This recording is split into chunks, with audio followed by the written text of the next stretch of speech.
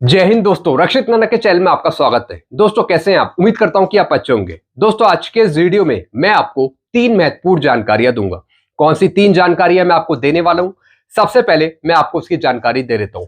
सबसे पहली जानकारी मैं आपको दूंगा, रिटायरमेंट के बाद कम्यूटेशन लेने के लिए पूर्व सैनिक ने लिखा लेटर रिकॉर्ड को। जी हाँ दोस्तों, एक पूर्व सैनिक है जिन्होंने सीपी ग्राम में कंप्लेंट डाली कम्यूटेशन लेने के लिए आफ्टर रिटायरमेंट। तो दोस्तों इनकी शिकायत चली गई इनके रिकॉर्ड ऑफिस के पास। रिकॉर्ड ने लेटर लिखकर बताया क्या इन पूर्व सैनिक को आफ्टर रिटायरमेंट कम्यूटेशन मिलेगा या फिर नहीं मिलेगा। काफी पूर्व सैनिक है, जब वो रिटायर हुए तो उन्होंने कम्यूटेशन का ऑप्शन चूज नहीं किया जब उन्होंने पेंशन फॉर्म भरे थे। लेकिन अब पूर्व सैनिक कह रहे हैं क्या हमें अब कम्यूटेशन मिल सकता है रिकॉर्ड की तरफ से या फिर पीसीडी की तरफ से। तो दोस्तों रिकॉर्ड ने बताया क्या आप कम्यूटेशन ले सकते हैं या नहीं ले सकते आफ्टर रिटायरमेंट। लेटर दिखाकर आगे समझाऊंगा। फिर एक और मैं आपको जानकारी दूंगा, 8वें केंद्रीय वेतन आयोग के डायरेक्टर साहब का आया मैसेज। जैसे कि दोस्तों आप पीछे थंबनेल में देख रहे हैं, लिखा हुआ है लो भाई 8वें वेतन आयोग से पहले मिल गया डायरेक्टर साहब का मैसेज, फिटमेंट फैक्टर, पेंशन या फिर प्रपोजल पर बात। जी हाँ दोस्तों, डायरेक्टर साहब ने 8 सीपीसी के डायरेक्टर साहब ने एक पब्लिक नोटिस जारी करा है आप सभी के लिए। क्या है पूरा मैसेज आगे समझाऊंगा विस्तार से। फिर एक और मैं आपको जानकारी दूंगा, पूर्व सार्जेंट की बड़ी जीत। पूर्व वायुसेना सार्जेंट ने शिकायत कर 3 पूर्व अधिकारियों द्वारा पुणे सरकारी नौकरी में रहते हुए पेंशन पर डीए लेने का मामला उजागर किया। जी हां दोस्तों, 3 अधिकारी थे जो दूसरी जॉब कर रहे थे। पहली पेंशन उनको मिल रही थी आर्मी की तरफ से। जब वो दूसरी जगह जॉब करने लगे तो वहां से भी पेंशन पे डीए डीआर लेने लगे। लेकिन इसकी जानकारी पता लगी पूर्व सार्जेंट को, तो दोस्तों सार्जेंट ने कंप्लेन कर दी अधिकारियों के खिलाफ। तो दोस्तों जो भी पैसा ज्यादा चला गया था, पेंशन पे डीए मिल रहा था, वो सारा पैसा रिकवर किया गया अधिकारियों से। तो दोस्तों इसी पर एक खबर आई है कि अगर आप दूसरी जगह जॉब करते हैं, अगर आप वहां से पेंशन पे डीए डीआर ले रहे हैं तो फिर वो आपको नहीं मिलेगा। कुछ रूल्स रेगुलेशन है इसके। क्या है पूरी जानकारी आगे समझाऊंगा। तो दोस्तों बस यही 3 जानकारियां हैं जिन पर मैं बात करूंगा। जानकारियों में आगे बढ़ने से पहले एक छोटी सी अपील मैं आपसे करूंगा, और अपील है चैनल सब्सक्राइब की। देखने में आया है काफी पेंशनर्स हैं जो वीडियो तो देख रहे हैं, लेकिन अभी तक उनमें से कुछ पेंशनर्स ने चैनल को सब्सक्राइब नहीं किया। ऐसे कितने पेंशनर्स हैं? सिर्फ 37%। और कितनों ने किया है?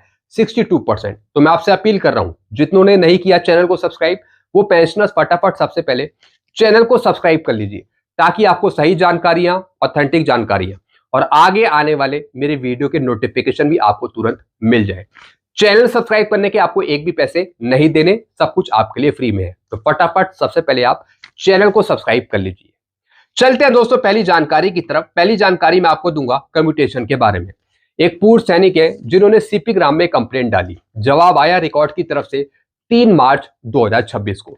अब रिप्लाई क्या दिया ये मैं आपको समझाता हूं। क्या आपको आफ्टर रिटायरमेंट कम्यूटेशन मिल सकता है या फिर नहीं मिल सकता। अब जवाब का दिया यहाँ पे, since you have been discharge from army on 29 February 2024। यानी दोस्तों ये पेंशनर रिटायर हो गए थे आर्मी से 29 फरवरी 2024 को, and not opted any percentage desired to be commuted at the time of submission of your pension document.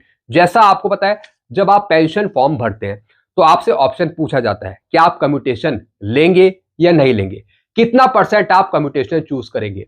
50%, 40%। Army में ये 50% है मैक्सिमम, और सिविल में 40% है। तो दोस्तों जब ये रिटायर हुए, जब इन्होंने पेंशन डॉक्यूमेंट भरे, तो दोस्तों उस टाइम इन्होंने ऑप्शन नहीं दिया कि ये कम्यूटेशन नहीं लेना चाहते। And a period of more than 1 year has already been lay. दोस्तों रिकॉर्ड ने कहा कि 1 साल से ज्यादा हो चुका है। You are therefore requested to submit application form for commutation of a portion of pension to PCD. इन्होंने बताया कि आप एक एप्लीकेशन दीजिए, पीसीडीए को एप्लीकेशन दीजिए कार्रवाई करने के लिए। पेंशन डिस्पेंसिंग एजेंसी के द्वारा आप कार्रवाई कीजिए। तो दोस्तों रिकॉर्ड ने यहां पे बताया कि आपको एक एप्लीकेशन देनी है अपने पीसीडीए को, वहां से दोस्तों ये कार्रवाई होगी। तो दोस्तों अगर आप भी कम्यूटेशन लेना चाहते हैं आफ्टर रिटायरमेंट, अगर 1 साल से ज्यादा हो गया है, तो दोस्तों फिर मेडिकल एग्जामिनेशन के थ्रू आप कम्यूटेशन पा सकते हैं। तो दोस्तों अगर आपको कम्यूटेशन नहीं मिला तो आपको फिर मिल जाएगा। हाँ, अगर आप रिटायर हो चुके हैं और अगर 1 साल के अंदर आप कम्यूटेशन लेना चाहते हैं तब कोई मेडिकल एग्जामिनेशन करवाने की जरूरत नहीं है, आपको वैसे ही कम्यूटेशन दे दिया जाएगा। लेकिन हाँ, रिटायरमेंट के बाद अगर 1 साल से ज्यादा हो गया है तब आप मेडिकल एग्जामिनेशन करवा के आप कम्यूटेशन ले सकते हैं, और पीरियड वही रहेगा 15 साल का, पीरियड में कोई चेंज नहीं होगा। तो इस तरीके से आप कार्रवाई कर सकते हैं कम्यूटेशन लेने की, पीसीडीए से कर सकते हैं आप दोस्तों ये कार्रवाई, इन्होंने साफ बता दिया रिकॉर्ड में। चलते हैं दोस्तों अगली जानकारी की तरफ। अगली जानकारी है 8CPC के डायरेक्टर मनीष कुमार जी ने एक मैसेज जारी करा है, बल्कि एक सार्वजनिक सूचना जारी करी है आप सभी के लिए। 8वां केंद्रीय वेतन आयोग, भारत सरकार ने 3 नवंबर 2025 के संकल्प द्वारा 8वें केंद्रीय वेतन आयोग का गठन किया, यानी 3 नवंबर 2025 को, जैसा आपको पता है 8CPC के टर्म ऑफ रेफरेंस जारी करे थे, और इसकी सूचना दी गई है 8CPC की वेबसाइट पे। जी हाँ दोस्तों, जो 8CPC के डायरेक्टर हैं इन्होंने कहा है कि जो टर्म ऑफ रेफरेंस है 8CPC के, इसकी सूचना 8CPC की वेबसाइट पे अवेलेबल है। आयोग सेवारत कर्मचारियों, पेंशन भोगियों के संघों, यूनियन, इच्छुक संगठनों, संस्थानों, व्यक्तियों से विचारणीय विषयों के अनुसार ज्ञापन अभ्यवेदन आमंत्रित करता है। जी हाँ दोस्तों, 8CPC के डायरेक्टर साहब ने बताया कि कर्मचारियों से, पेंशन भोगियों से, यूनियन से, संगठनों से, संस्थानों से, व्यक्तियों से आपसे मेमोरेंडम मांगा है 8CPC का। आप अपने विचार 8CPC की वेबसाइट पे सबमिट कर सकते हैं, ऐसा बताया 8CPC के डायरेक्टर साहब ने।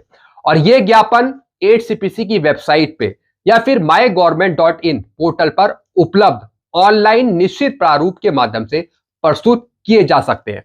आप ये सारा काम ऑनलाइन करेंगे, कुछ भी आपको लिखित में नहीं देना, कोई भी लेटर वगैरह नहीं भेज रहा वेतन आयोग को, सीधा ये काम आप ऑनलाइन करेंगे। ऑनलाइन ही आपको अपना मेमोरेंडम जमा करना है, ज्ञापन सबमिट करना है 8CPC की वेबसाइट पे। यह भी अनुरोध है कि सभी प्रस्तुतियां केवल इसी पोर्टल के माध्यम से ही की जाए। ज्ञापन अभ्यवेदन की हार्ड भौतिक ईमेल PDF प्रतियों पर आयोग द्वारा विचार नहीं किया जाएगा। जी हाँ दोस्तों, हार्ड कॉपी या फिर लिखित में जो भी आप जवाब देंगे वो मान्य नहीं किया जाएगा। आपको जो भी जवाब देना है वो ऑनलाइन देना है, PDF फॉर्म में आप सबमिट कर सकते हैं, मेमोरेंडम जमा कर सकते हैं। ज्ञापन अभ्यवेदन प्रस्तुतियां 30 अप्रैल 2026 तक की स्वीकार की जाएंगी। लास्ट डेट है मेमोरेंडम जमा करने की 30 अप्रैल 2026। जी हाँ दोस्तों, जितना फिटमेंट फैक्टर आप चाहते हैं, जितनी पेंशन आप बढ़वाना चाहते हैं, उसका एक मेमोरेंडम बना के, ज्ञापन बना के आप वो पूरी PDF 8CPC की वेबसाइट पे अपलोड कर दें, ऐसा डायरेक्टर साहब का कहना है। तो दोस्तों, जो भी आपका ज्ञापन जाएगा उसको फिर 8CPC के डायरेक्टर साहब देखेंगे, या फिर जो वेतन आयोग है, चेयरपर्सन है, वो भी देखेंगे, ताकि आगे चलकर आपकी मांगों पर ध्यान दिया जा सके। तो दोस्तों, ये जवाब दिया है यहाँ पे 8CPC के डायरेक्टर साहब ने, इनका ये मैसेज है जो मैंने आपको समझाया। चलते हैं दोस्तों अगली जानकारी की तरफ। लास्ट इंफॉर्मेशन है पूर्व सार्जेंट की बड़ी जीत। एक पूर्व वायुसेना सार्जेंट ने शिकायत कर 3 पूर्व अधिकारियों द्वारा पुणे सरकारी नौकरी में रहते हुए पेंशन पर DNS अलाउंस लेने का मामला उजागर किया है। जी हाँ दोस्तों, अगर आप एक जगह से पेंशन ले रहे हैं, अगर आप दूसरी जगह आप जॉब कर रहे हैं और वहां से आप रिटायर हो जाते हैं, तो दोस्तों क्या आपको दूसरी जगह पेंशन पे DADR मिलेगा या नहीं मिलेगा? ये बात आती है आपकी पे प्रोटेक्शन की। जी हाँ दोस्तों, अगर आपने पे प्रोटेक्शन का फायदा ले लिया है तब आपको पेंशन पे DADR नहीं मिलेगा। अगर आपने पे प्रोटेक्शन नहीं लिया है तब आपको DADR मिल जाएगा आपकी पेंशन पे। तो दोस्तों, ऐसे ही 3 अधिकारियों के साथ हुआ। जांच के बाद संबंधित अधिकारियों को लगभग 21 लाख की राशि वापस करनी पड़ी। जी हाँ दोस्तों, ऐसी 3 अधिकारी थे जो दूसरी जगह जॉब कर रहे थे, वहां से दोस्तों वो पेंशन पे वो DADR ले रहे थे, लेकिन बाद में गलती पकड़ में आ गई, पाया गया कि इनको पेंशन पे DR नहीं मिलना था। तो दोस्तों, टोटल राशि थी लगभग 21 लाख रुपए की, जो वापस करनी पड़ेगी अधिकारियों को। शायद उन्होंने कर भी दी है। स्पष्ट संदेश है, सरकारी नियमों के विरुद्ध लाभ लेने पर कार्रवाई निश्चित है। जागरूकता और सही कदम से न्याय संभव है। जी हाँ दोस्तों, ऐसा नहीं है कि आपको ज्यादा पेंशन दी जाएगी। अगर आप रूल्स रेगुलेशन के अगेंस्ट है तो दोस्तों फिर आपको वो पैसा लौटाना पड़ेगा, चाहे किसी चीज का वो पैसा हो। ऐसी दोस्तों, एक्स सार्जेंट मेक्स 3 ऑफिसर्स कफ अप DNS अलाउंस। जी हाँ दोस्तों, एक एक्स सार्जेंट है जिनके द्वारा दोस्तों ये कार्रवाई संभव हो पाई इन 3 अधिकारियों पे। तो दोस्तों अगर आप पे प्रोटेक्शन का फायदा ले लेते हैं किसी दूसरी जॉब पे, तब दोस्तों आपको पेंशन पे डीआर नहीं मिलता। हाँ, अगर आपने पे प्रोटेक्शन नहीं लिया है तब आपको उस पेंशन पे डीआर का फायदा दिया जा सकता है। यह रूल्स रेगुलेशन है भारत सरकार की। तो दोस्तों इन सब चीजों से थोड़ा सा बच के रहिए। आप अगर ज्यादा पेंशन ले लेते हैं, ज्यादा एक्सेस पेमेंट ले लेते हैं, वो भी सरकार का, तो आपको कहीं ना कहीं वो लौटाना पड़ सकता है। तो थोड़ा ध्यान से संभल के देखिए जो आपको चीजें मिल रही है। कहीं ऐसा तो नहीं कि आपको कुछ ज्यादा मिल रहा हो, जरा एक बार सही से चेक कर लीजिएगा। तो दोस्तों बस यही जानकारियां थी जो मैंने आपको दी है। ऐसी कोई नई जानकारी और आएगी तो मैं आपको जरूर दूंगा। ऐसी जानकारियां पाने के लिए आप चैनल से जुड़ सकते हैं, चैनल को सब्सक्राइब कर सकते हैं। चैनल का नाम है Rakshit Khanna. Thank you so much.